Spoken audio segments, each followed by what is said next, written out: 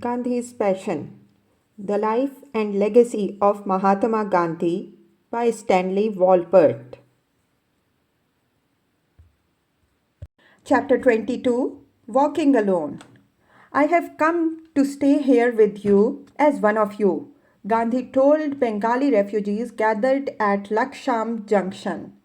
I have vowed to myself that I will stay on here and die here if necessary, but I will not leave Bengal till the hatchet is finally buried, and even a solitary Hindu girl is not afraid to move freely about in the midst of Mussalmans. On the eve of his Nokhali pilgrimage, Gandhi was told of murderous riots by Bihar's Hindu majority against Muslims in retaliation for the attacks against Hindu women in eastern Bengal. Bihar of my dreams seems to have falsified them, he wrote just before leaving Calcutta for his rural pilgrimage. A bad act of one party is no justification for a similar act by the opposing party.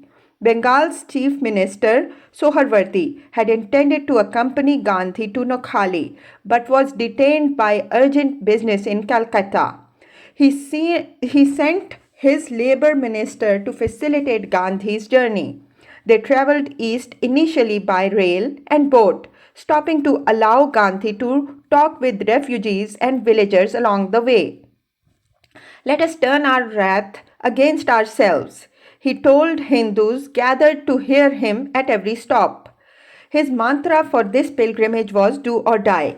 He anticipated months of walking from village to wounded village to impart hope and courage to all who saw and heard him and witnessed his unarmed, intrepid bravery.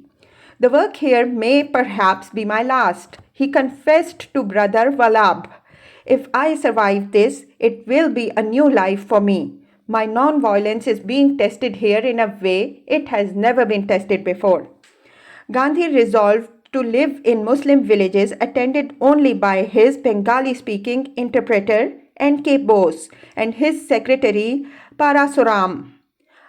Abha had come with him to Bengal but not to the villages. The young Manu fell ill shortly before he left Delhi, obliging her temporarily to remain home.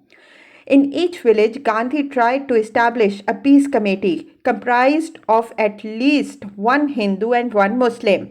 He taught them satyagraha and the values of ahimsa.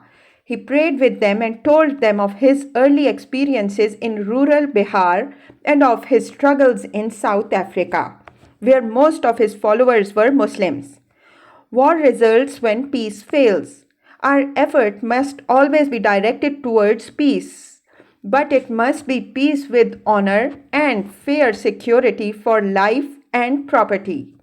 Back in Delhi, Nehru urged Wavell to convene India's Constituent Assembly in December. Jinnah refused, however, to join it, and Gandhi rejected Nehru's appeal to him to return to the capital, determined to do or die in Bengal. Nehru, sick of arguing with Wavell after having thought no less than 50 times of resigning from the Viceroy's Council, accepted Attlee's invitation to London in early December 1946. Jinnah was also invited, going with Liaquat Ali Khan, who became Pakistan's first Prime Minister. Nehru took his soon-to-be Sikh Minister of Defence, Baldev Singh, to London rather than Vallabhbhai Patel, with whom he never felt at ease. The brief summit in London did not bring Nehru and Jinnah any closer, however. So Nehru flew home to convene India's Constituent Assembly on December 9, 1946, in a circular central hall of New Delhi's new Parliament House. All the Muslim League seats on the floor of which remained ominously empty. Gandhi felt that, in view of the Muslim League's boycott, the Constituent Assembly should not have met. He rightly anticipated that Delhi meeting without the League was an admission of Pakistan's anticipated reality and only underscored the demise of India's unity. Nor was his pilgrimage through Nokhali successful. In spite of all my efforts, exodus continues and very few persons have returned to their villages. He informed Soharwati. With most Muslim murderers still free, fearful peasants did not dare return to their despoiled huts. Gandhi recommended an impartial official inquiry. To Agatha, he wrote, I have never been in such darkness as I am in today. It is due to my limitations. My faith in ahimsa has never burnt brighter, and yet I feel that there is something wanting in my technique. He believed that there was a mysterious key and searched for the method of perfect self purification and suffering to stop all the killing, to turn hatred into love. Manu was now quite well and most eager to join him. I consider you silly, Babu responded playfully. You have received education but learnt no wisdom. I do not, however, wish to point out your faults. I will do so and pull your ears when you come here. He agreed to allow Manu to be brought to him by her father, insisting that Jai Sokhlal could leave Manu with me on condition that she would stay with me till the end. Manu felt nervous about what the others might say if they learned that she was sleeping alone with her mother, Bapu. But Gandhi reassured her, promising that he would see to it nobody harassed her and that she would be perfectly safe. Nirmal Bose, who stayed with him, noted how strangely Gandhi behaved shortly before Manu came. Sushila Nayyar had joined him in mid-December, insisting she alone knew how to take care of him, and Bose was awakened after 3 in the morning by loud voices, Gandhi shouting and Sushila's anguished cry. Then Bose heard 2 slaps followed by a heavy sob. At night, while reading Bapu's diary, Sushila recalled, I had a curious dream. I casually asked him what it was. He did not say. At 3 o'clock the next morning, I woke up with the noise of Bapu jumping in bed. He said he was very cold and was taking exercise to warm up. After that, he asked me if I was awake and started telling me of his curious dream. I could see that he was getting worked up, so I walked away. Suddenly, I heard him slap his forehead. I rushed back and stopped him.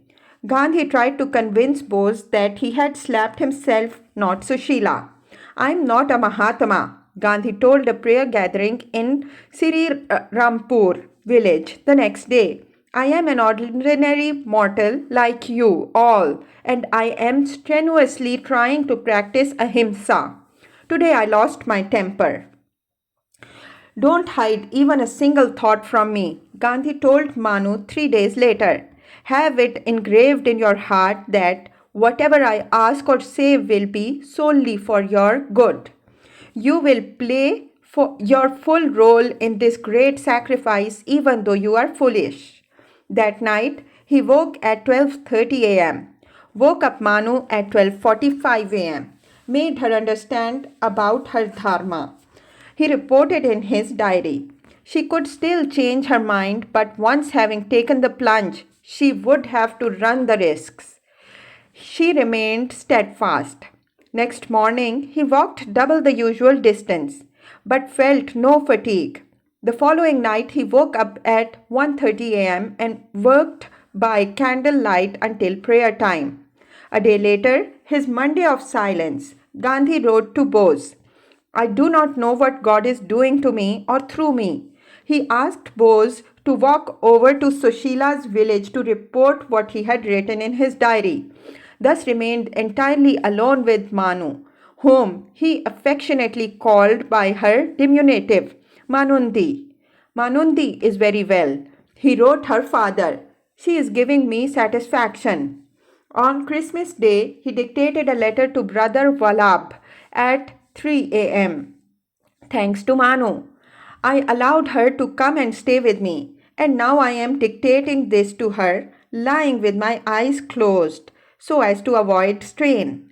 He reported how difficult and problematic the situation remained. Truth is nowhere to be found. Heinous crimes are committed in the name of religion. he was nonetheless very happy and considered his health excellent. Manundi's presence and support proved salubrious to her Bapu. She alone was now with him and does all the work for me. Nehru and Acharya Kripalani, newly elected president of the Congress, came to visit Gandhi on December 28th and remained with him until December 30th. They arrived at midnight, 2 hours after Gandhi had fallen asleep. Manu had transferred Gandhi's commode and hand basin to Nehru's hut for Jawaharlal's convenience. When Nehru later learned of it, he reprimanded her. Bapu gave orders, she explained.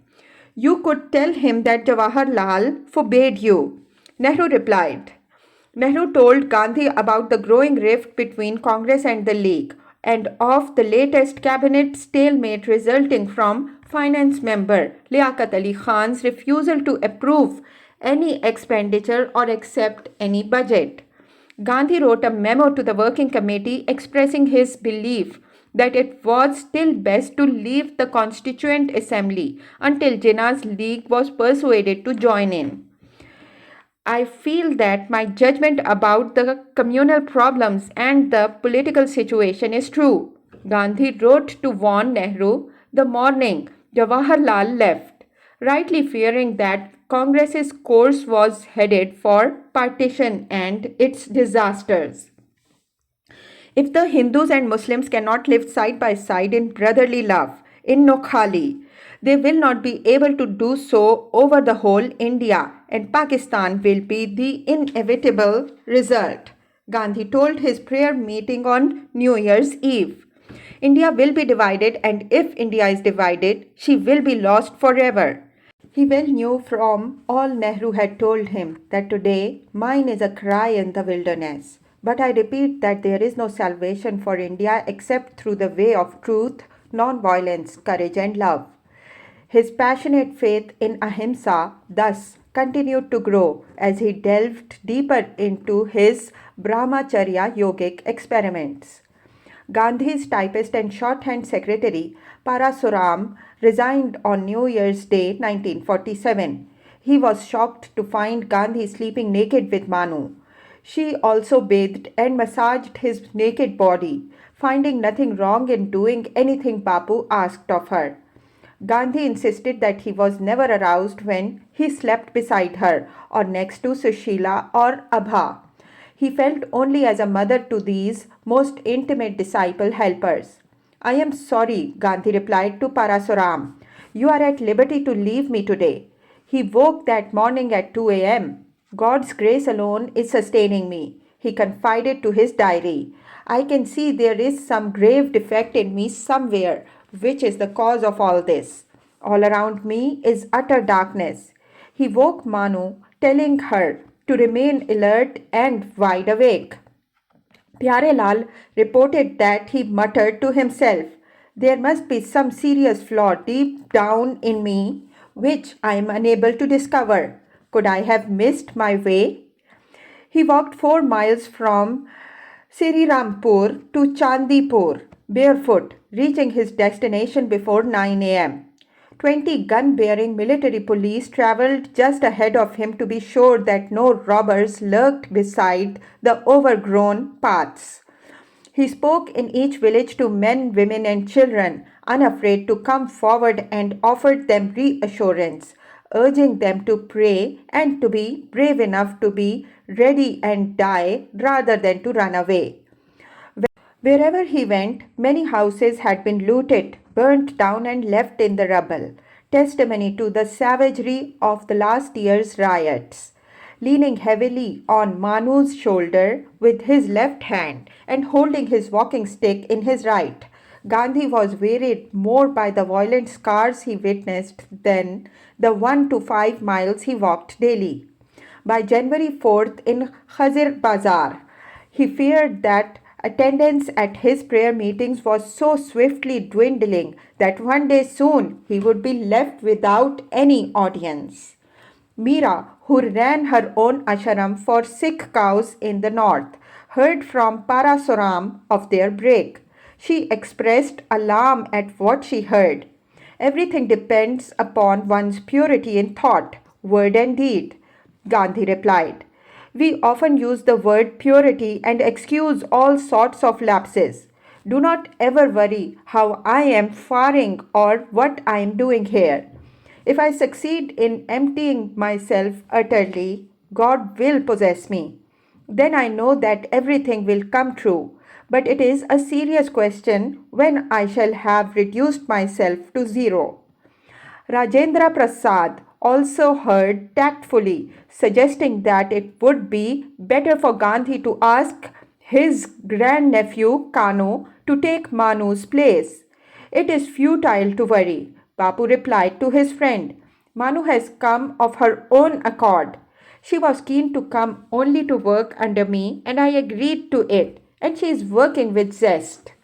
She is not as capable as Kanu, but where faith and purity exist, talent and strength must follow. Ramdas also heard and was worried about his father.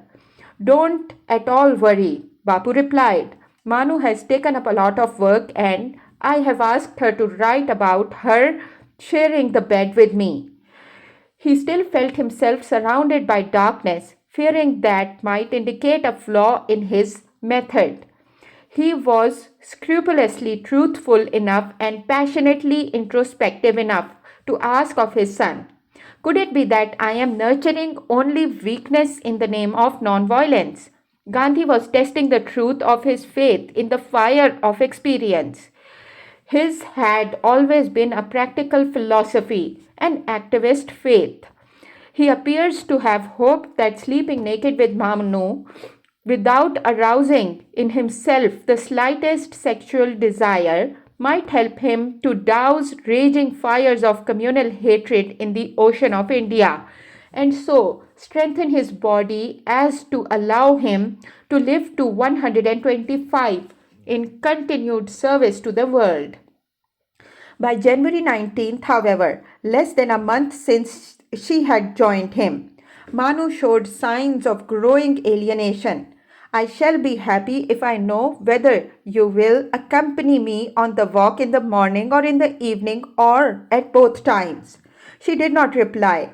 Her withdrawal upset him. So he wrote, I don't know how I can help you if you are scared all the time.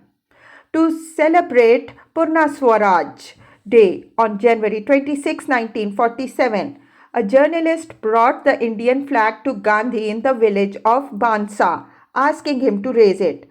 But for the poisoned atmosphere prevalent here, I would have unfurled and the tricolour flag myself, he told his prayer meeting. The journalist did it, however, as those gathered there sang India's anthem, Jana Gana Mana.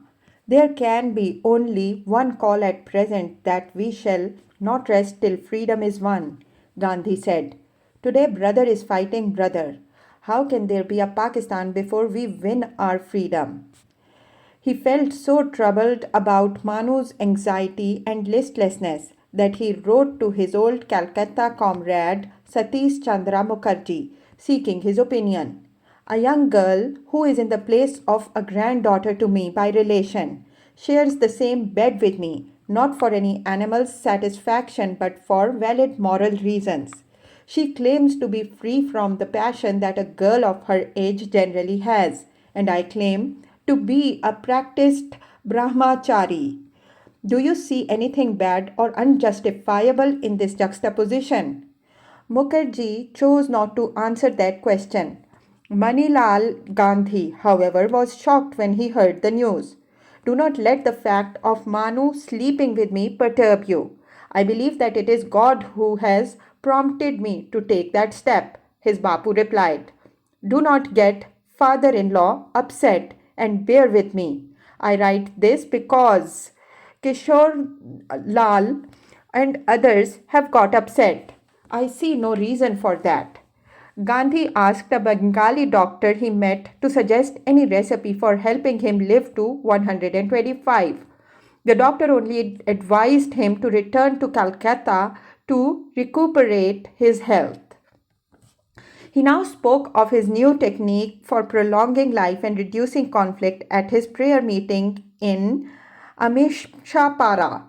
He had his granddaughter with him. She shared the same bed with him. Vallabhbhai was now worried about him from reports he received. Bapu wrote his brother, "I want you not to be unhappy. Please leave me in the hands of God." District Muslim League Secretary Mujibur Rahman urged Gandhi to leave Noakhali, informing him that local Hindu and Muslim leaders could take responsible care of their own people. Some men asked him now if they too should sleep with young girls. What he did was for all to do if they conformed to conditions observed by him. Gandhi replied, "If that was not done, those who pretended to imitate his practice were doomed to perdition." Gandhi believed, as he told Nirmal Bose, that there is an indissoluble connection between private personal life and public. You cannot overlook private deflections from the right conduct. If you are convinced, you should pursue my connection with Manu, and if you find a flaw, try to show it to me. Nirmal argued against the practice but failed to convince Gandhi that he did anything inappropriate, since he firmly believed God directed his actions and approved of his loving non-sexual intimacy with Manu. Gandhi then wrote to Vinoba to explain that he slept with Manu in order to test what had been my belief for a long time, that alone is true brahmacharya, which requires no hedges. I am not conscious of myself having fallen. My mind daily sleeps in an innocent manner with millions of women, and Manu also, who is a blood relation to me, sleeps with me as one of these millions. If I do not appear to people exactly as I am within, wouldn't that be a blot on my non-violence? Vinoba did not agree, but he did not wish to argue. Gandhi's self-effacing, passionate insistence on truth, much like his need to test the purity of this pilgrimage sacrifice, could to his mind best be proved by his fearless confession that he daily contemplated sleeping with millions of women, as he slept with Manu innocently, unaggressively, emptying himself of all masculine force and sexual violence, stripping himself naked of ego, only when the painful pleasure of his passion left him fortified as the karma yogic sadhu, his mind and heart perfectly indifferent to pleasure and pain. Would he truly be ready to defeat the forces of evil hatred unleashed in his sacred motherland and prove himself worthy of living to 125? Manu now seems to have sought escape from his experiment in sickness. "You must discover a remedy for this cold of yours," he ordered. Ramanama is an unfailing remedy, but Manu's repetition of Lord Rama's name does not appear to have helped cure her. So he suggested that you should wrap something around your chest and throat. Nature's laws must not be violated. Learn to bear this in mind. That same day he almost collapsed, finding his 1.5-mile trek to Gopinathpur nearly more than he could manage. It was the first time since coming to Noakhali that he retraced his steps. Gandhi's faith in himself also weakened now, as Vallabhbhai Patel told him very forcefully, as Gandhi wrote to their mutual friend and generous patron G.D. Birla, that what I look upon as my dharma is really adharma, evil behavior. The link between you and me is your faith that my life is pure, spotless, and wholly dedicated to the performance of dharma. I would therefore like you to take full part in this discussion. If I am conducting myself sinfully, it becomes the duty of all my friends to oppose me vehemently.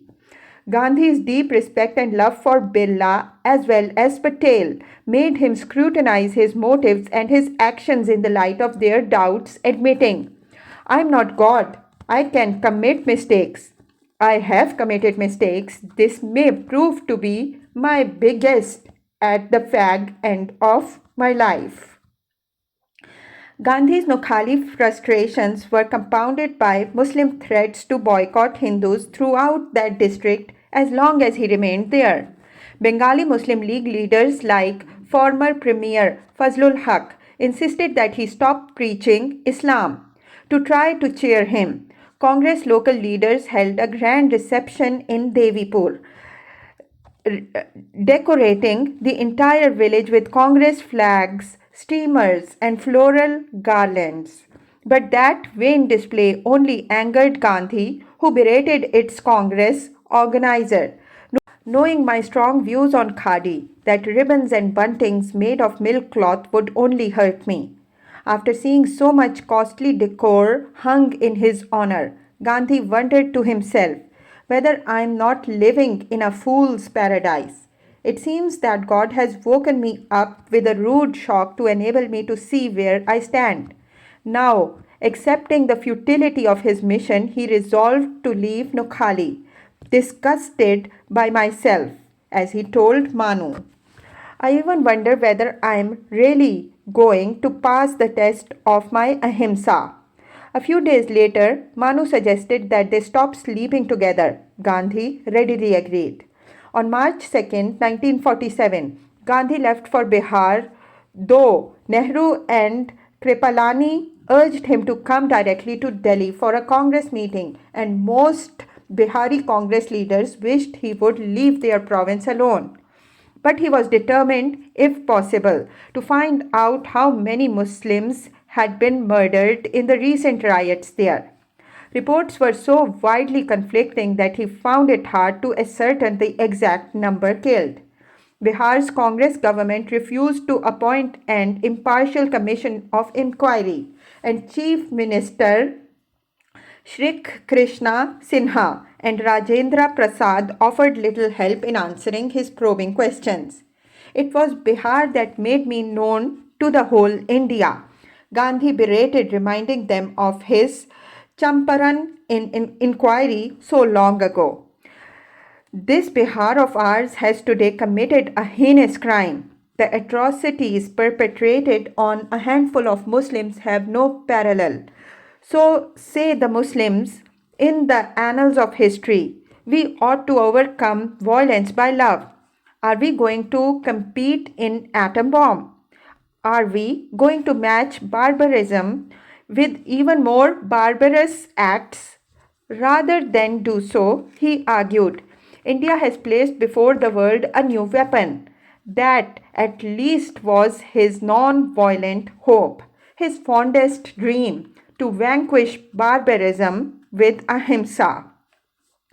Riots rocked Punjab following the resignation in March of its Hindu-Sikh-Muslim coalition ministry. The British government proclaimed autocratic rule as the crowded bazaars of Lahore burned and mayhem spread across what was the richest wheat-producing province of India. Communal hatred and terrified cries of fear and pain rumbled louder all across North India, drowning out Gandhi's noble whispers of trust in love. Gandhi wrote to Nehru to ask why the Working Committee of Congress had passed a resolution on the possible partition of the Punjab, which Kripalani was quoted to having said in Madras might also be possible in Bengal. Gandhi again informed Nehru of how adamantly he opposed any partition based on communal grounds and the two-nation theory. But as Gandhi had absented himself from the working committee meeting in Delhi, Nehru and Kripalani felt freed to ignore the old man, whose passions neither of those younger socialist modernists even pretended to understand. And the political situation kept deteriorating in every part of India. Everyone is preparing openly for a fight and is busy collecting arms, Gandhi told his Patna prayer meeting on Pakistan Day. If these preparations continued, the peace established through the army or the police will be the peace of the grave. Viceroy Lord Mountbatten invited Gandhi to meet him in New Delhi at the end of March. Gandhi agreed. Mountbatten asked Gandhi how to stop the rampant killing. Gandhi's answer was to invite Jinnah to form a government of his choice at the center and to present his Pakistan plan for acceptance even before the transfer of power. The Congress could give its wholehearted support to the Jinnah government. Mountbatten was staggered by that suggestion, but when he later asked Nehru about it, Jawaharlal's response was totally negative. Old Bapu, Nehru insisted, had been away from New Delhi too long and was out of touch. Whatever the Congress decides will be done. Nothing will be according to what I say. Gandhi now realized his depression deepening. My writ runs no more. If it did, the tragedies in the Punjab, Bihar, and Noakhali would not have happened. No one listens to me anymore. I am a small man. That evening, Gandhi tried to hold a prayer meeting in the garden of Valmiki Mandir, where he stayed. But when Manu began to recite the Muslim credo, an angry young Hindu rushed up to her shouting, "You go away from here. This is a Hindu temple." Gandhi told the intruder he was free to leave, but others wanted to pray. The young fanatic refused to be silenced, but he was not arrested.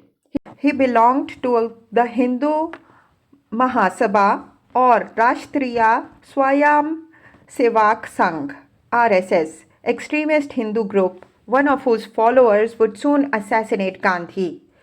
At another prayer meeting that week, two well-dressed, sturdy young Hindus rose to tell Gandhi to leave their temple. This temple belongs to Bhangis, Harijan sweepers. Gandhi replied, I too am a Bhangi. The arrogant toughs remained standing, however, shouting at him. Now, others shouted that he should continue to pray. Gandhi tried to pray softly. Go to the Punjab, someone shouted. Those standing near the angry man tried to force him out, but Gandhi urged patience. His ahimsa now tried to its passionate limits. Then wisely he opted to leave the platform, sensing perhaps that his life was in danger. Still, Delhi's police took no notice, arresting none of the disruptors. On 3rd April 1947, Gandhi noted many more angry protesters and announced how disturbed he was to have learned today that those persons obstructing prayers belonged to a big organization, the RSS. Gandhi still thought, however, that those zealous Hindu fanatics love me, refusing to recognize the fact that many former Brahman admirers had lost their respect for him. Some 30 young gundas now told him to go to your room if he wished to pray there. Then police hustled the thugs out of the temple, but Gandhi was not ready to resume prayers. His blood pressure had shot up again. May God be kind to all and grant independence to India. He prayed quickly, leaving the platform. Gandhi now talked with Punjab Hindu refugees who urged him to visit the Punjab. It is more valiant to get killed than to kill, Gandhi told them. He counseled all refugees to return to their homes and non-violently accept death if they could not convert their attackers with the silent power of their passionate suffering and ahimsa. Whenever he met with Mountbatten, Gandhi reiterated his scheme about inviting Jinnah to take Nehru's job as the best solution for India's problems. But Mountbatten liked and trusted Nehru more than Jinnah. The viceroy was too naive about India to appreciate the wisdom of Gandhi's idea, and Nehru was too fond of power to surrender it so soon after grasping the golden ring of Prime Minister in waiting. By April 1947, Gandhi understood that neither Nehru nor Mountbatten had the slightest intention of accepting his Jinnah plan to avoid partition. He regretted his failure very much. Mountbatten noted in his top secret minutes of their final meeting. Gandhi also received many angry letters in Delhi, mostly accusing him of being subservient to Jinnah or a fifth columnist or communist. One envelope addressed him as Mahmood Gandhi, another as Jinnah's slave. Nehru encouraged him to visit Punjab. He was also invited back to Noakhali by Hindu friends who feared further violence there.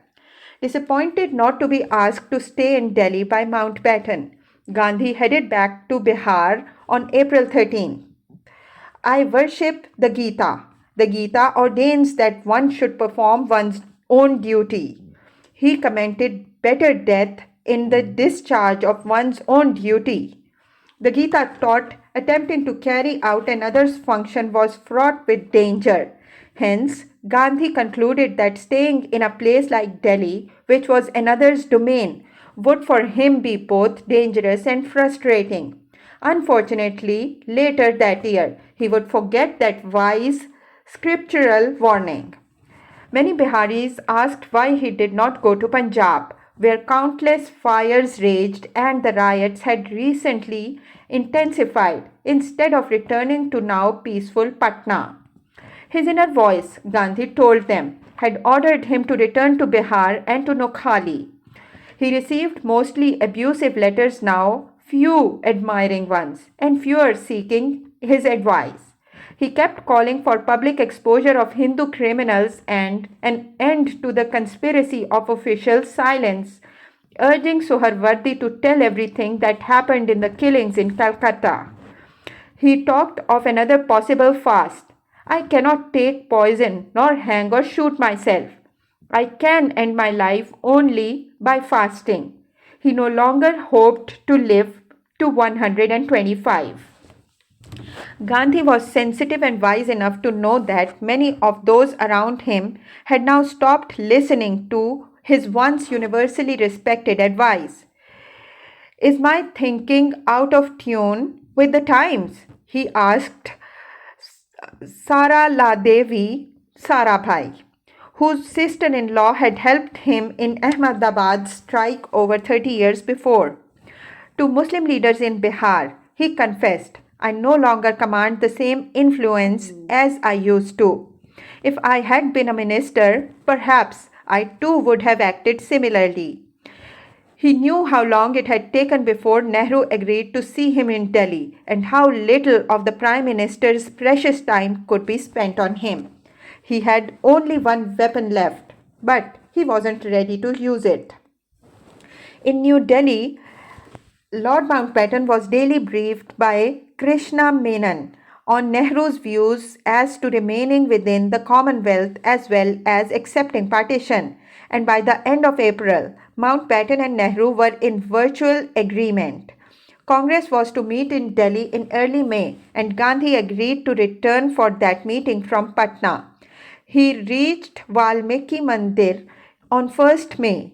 I am a prisoner of Jawaharlal and the Sardar Patel, Gandhi told Rajendra Prasad, who walked with him on May 2nd.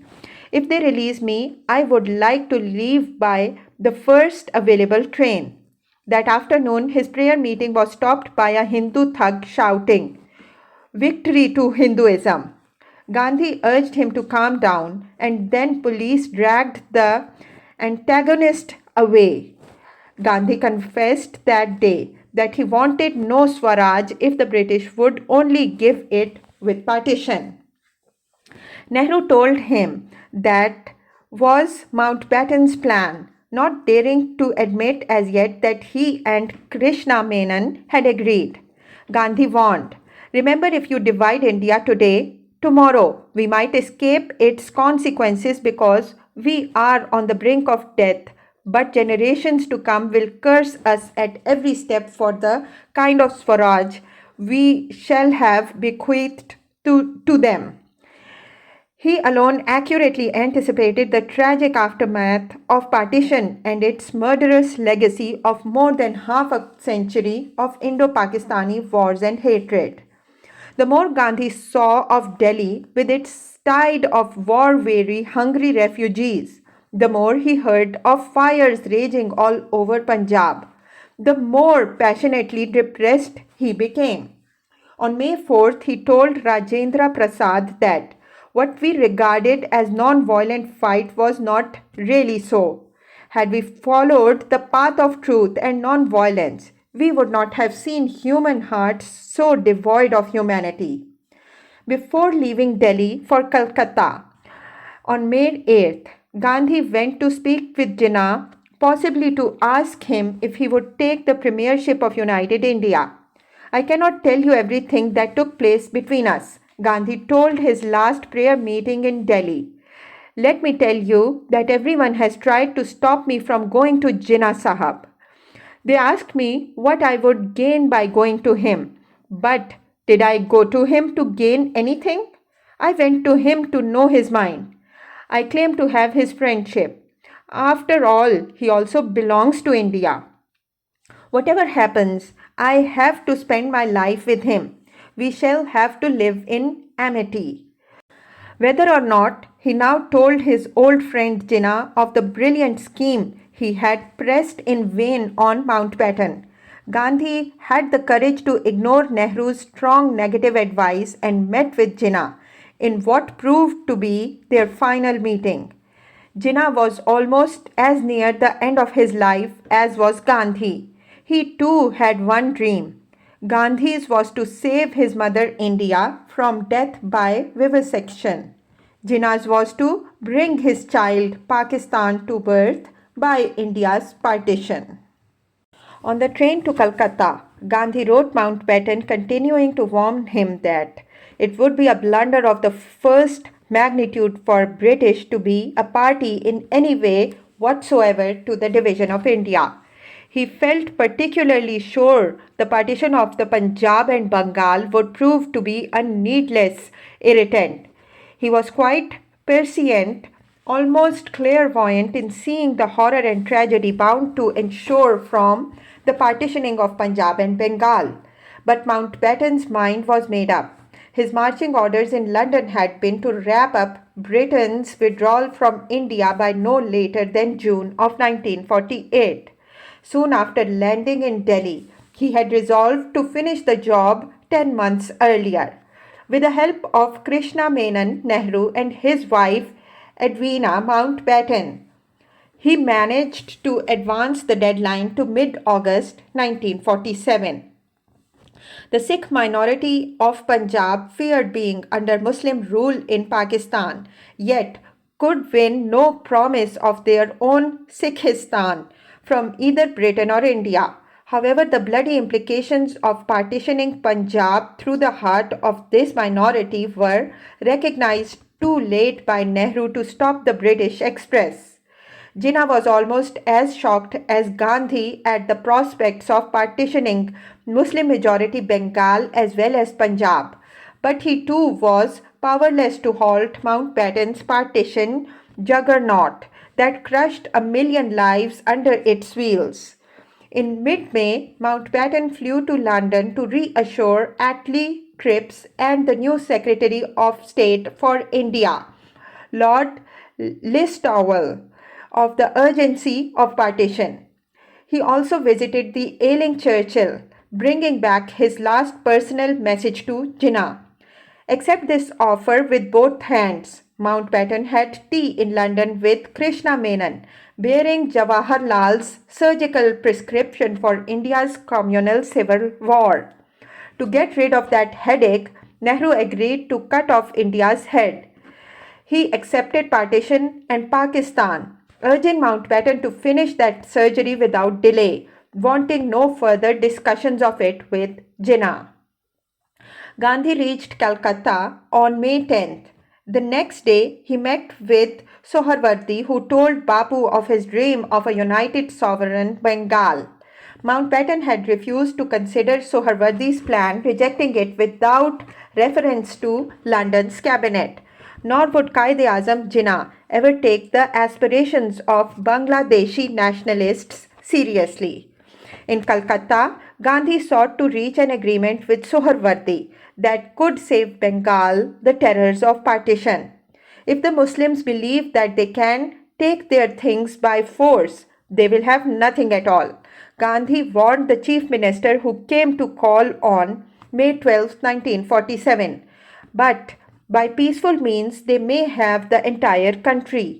Soharwardi confessed that his chief obstacle was that no Calcutta Hindus listened to him, though his proposals were utterly sincere. Gandhi then offered to move into his house and serve as his secretary. Soharwardi was dumbstruck by the offer and left.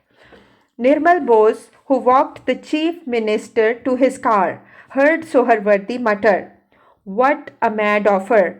I have to think 10 times before I can fathom its implications."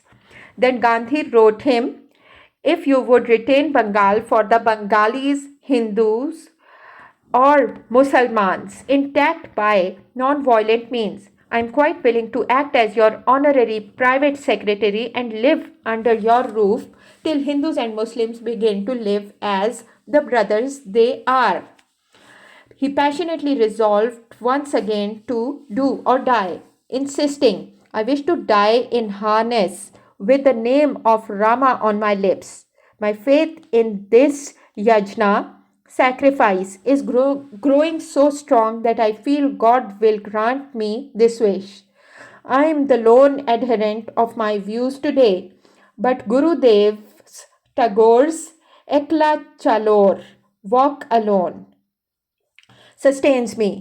That is why I do not feel lonely, and God gives me the courage to put up a determined fight with many of my friends." So he walked on alone with God as his guide, the suffocating heat of Calcutta's summer, a cool prelude to partition.